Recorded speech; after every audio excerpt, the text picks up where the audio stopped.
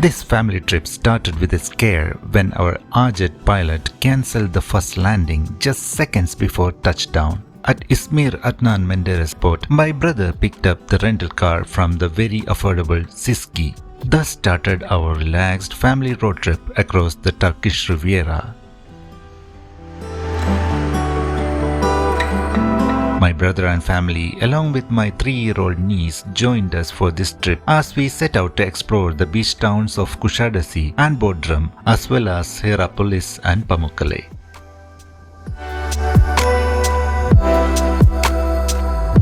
One-hour drive from Izmir, Kusadasi is a resort town with beautiful turquoise beaches which offer spectacular sunsets. Known for its access to the ancient city of Ephesus, Kusadasi is also very important in international cruise tourism as it has the third largest port in Turkey. The day being a holiday, it was hard for us to find a parking nearby.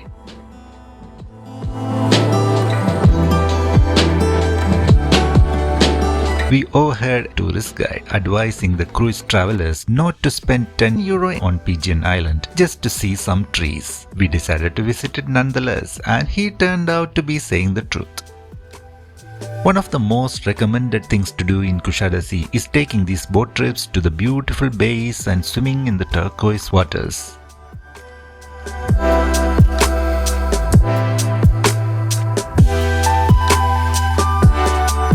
Just off the coast of Kusadasi sits Aegean Island with its 13th century castle which served as a pirate police station back in the Ottoman period. The castle has a small maritime history museum inside with a skeleton of a whale hanging on the roof giving it Jurassic vibes. The €10 entrance fee turned out to be outrageous and we should have listened to that tourist guide. Our original plan was to visit Ephesus, but we cancelled it given the hot climate and the lack of stroller access for the kid. With the Aegean Museum Pass for €95, we can cover Ephesus and Pamukkale along with 30 plus other historical sites in this region. 2.5-hour drive from Kusadasi gets us to Bodrum, another beautiful beach town with yet another castle.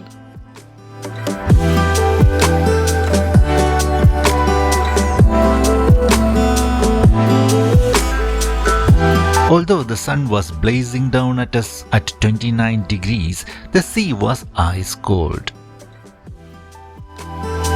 On the main road is the Bodrum Amphitheatre.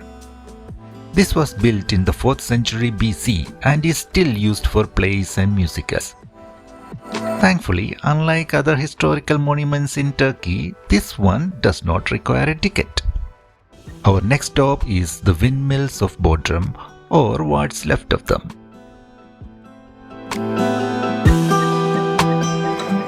There are 7 of these ruined windmills, which would have been wonderful with their original blades perched on top of this hill. The hill offers spectacular views of Bodrum on one side and Gumbet on the other. The perfect spot for a panoramic view of the peninsula and some excellent photo opportunities. As you can see, they are all in varying stages of dereliction and decay.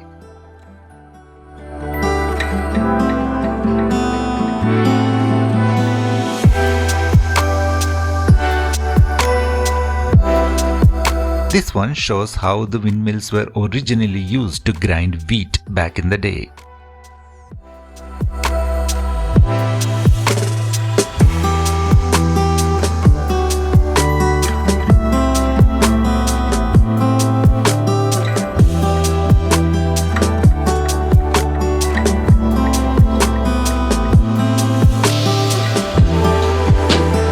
Suddenly it started raining heavily, and it made sense to escape from the lightning and thunder to the safety of the town.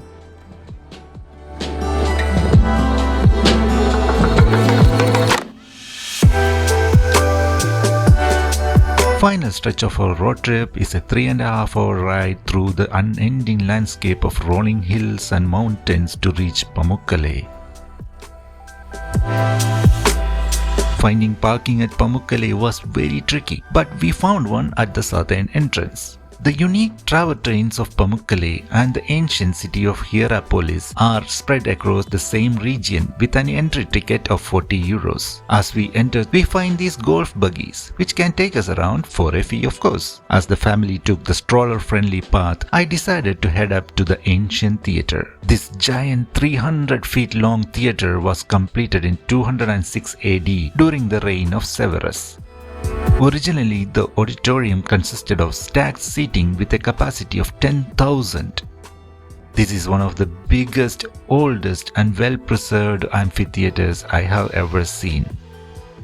Following the ancient pilgrim road up through the ruins of Bridge of St. Philip and a flight of steps, we reach the sacred tomb of Apostle Philip. A nymphaeum can be seen in the central part of the square, enabling the faithful to wash themselves before entering the sacred place.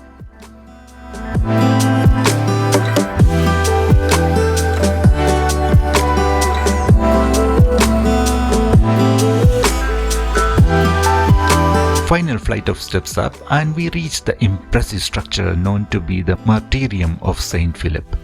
Dating back to the 5th century, this was where Apostle Philip was thought to be buried before the other tomb was found. Philip is said to have been martyred in Hierapolis by being crucified upside down.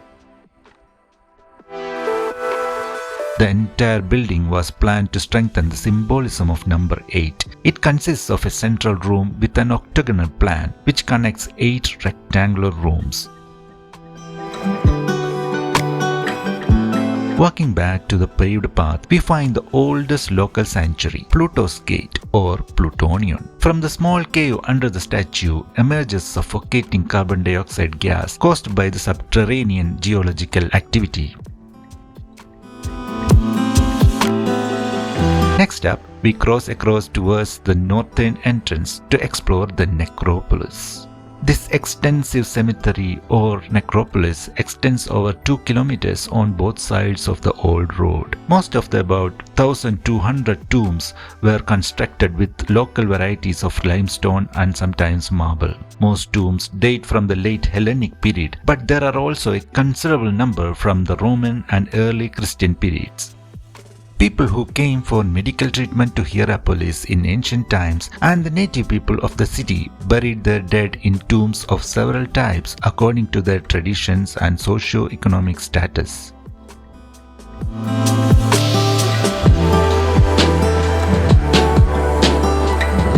The gamer in me got really excited after seeing all the sarcophagi and the entire necropolis, which seemed to have inspired horror themes for a lot of games and movies. I know such historical exploration may not be the cup of tea for many. Please skip ahead to the Pamukkale section if you are getting bored.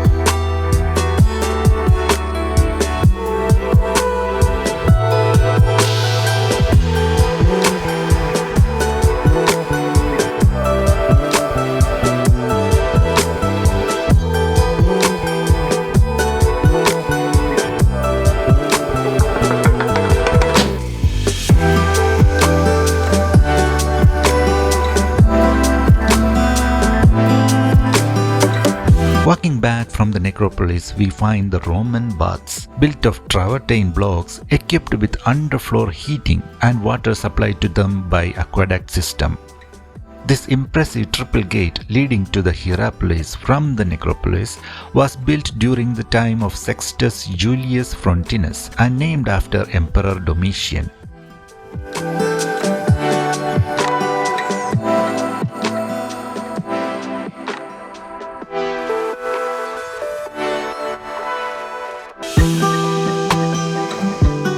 Dozens of defensive towers with a circular base have been preserved on both sides.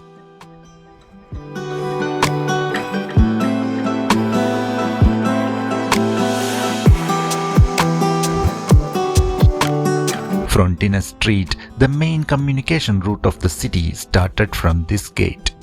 The latrines or public toilets located just next to the Domitian Gate look magnificent and is one of the better preserved structures of Hierapolis.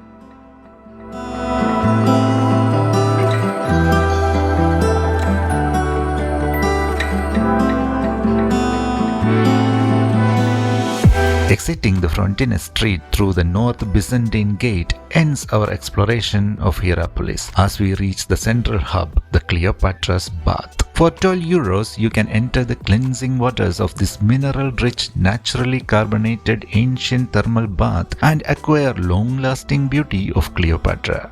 Just kidding. Central building next to Cleopatra's Bath is the Hierapolis Archaeological Museum. Various halls in this museum exhibit sarcophagi, statues, tombstones, architectural columns and inscriptions, mostly obtained from Hierapolis. Seem like all the better-looking artifacts were collected to be displayed here.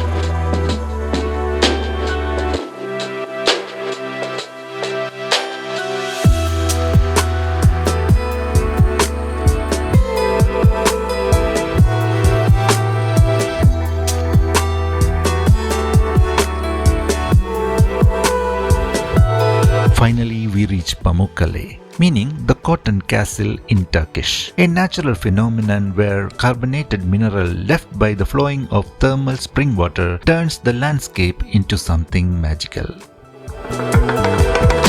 It was added as a UNESCO World Heritage Site in 1988 along with Hierapolis. Hierapolis was built on top of this travertine formation and has been drawing visitors to its thermal springs since 8th century BC. The Turkish name refers to the surface of the shimmering snow-white limestone shaped over millennia by calcite-rich springs.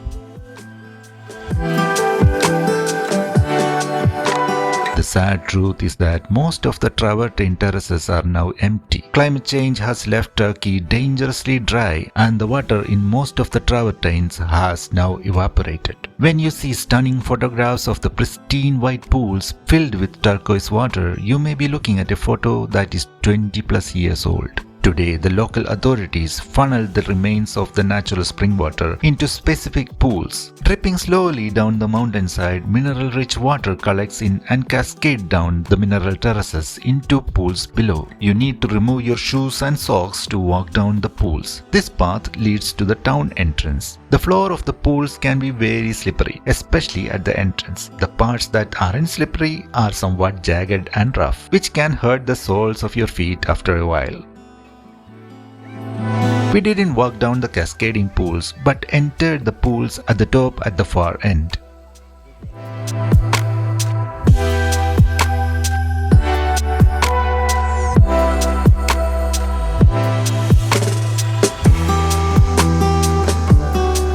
The setting sun was lighting everything up in golden glow and everyone was enjoying the unique experience.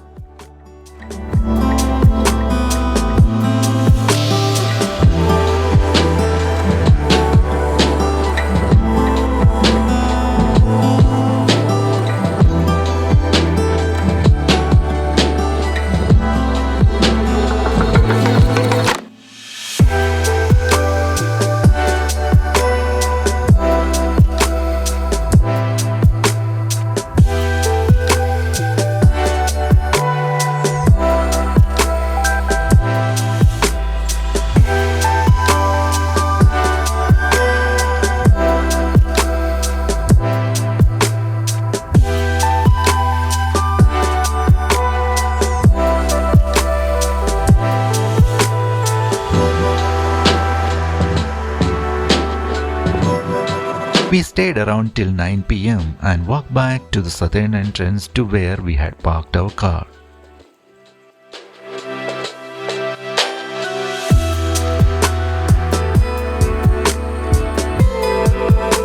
At the end of the trip, we realized that Turkey is indeed a huge country with so much more to explore. We will certainly return.